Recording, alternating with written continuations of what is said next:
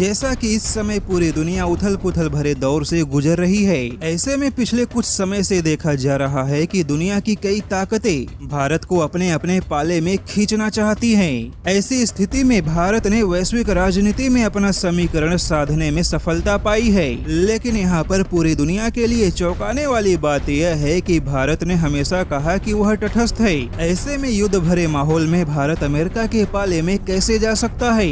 किंतु भारत यहाँ पे तटस्थ होने के बावजूद रूस को लेकर भारत ने तटस्थ वाला भाव नहीं अपनाया, यानी कि भारत ने वैश्विक मंच पर हमेशा तटस्थ रहते हुए रूस के खिलाफ कोई भी कदम नहीं उठाया। लेकिन रूस के प्रति भारत का जो भाव है उससे यह पता चलता है कि भारत तो हमेशा रूस के ही साथ खड़ा है। और भारत ने अमेरिका, ब्रिटेन और जर्मनी को यह जवाब दे दिया कि अगर आप चतुर हैं तो चाणक्य की बुद्धि और युक्ति हमारे ही पास है।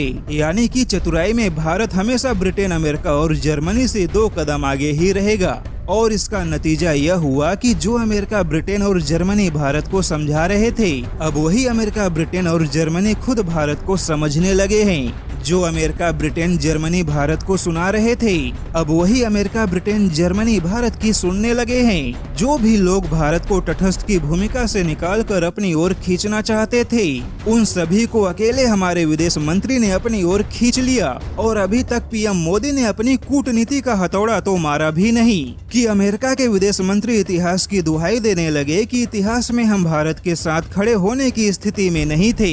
जबकि भारत यह सवाल पूछ सकता है कि जब इतिहास में अमेरिका भारत के साथ खड़े होने की स्थिति में नहीं था, तो वही अमेरिका भारत के पड़ोसी पाकिस्तान के साथ खड़े होने की स्थिति में कैसे आ गया? हालांकि अमेरिका को समझ में आ चुका है कि अगर गड़े मुर्दे उखाड़ेंगे तो भारत भी अपने कूटनीतिक प्रहार से अमेरिका को घायल करेगा।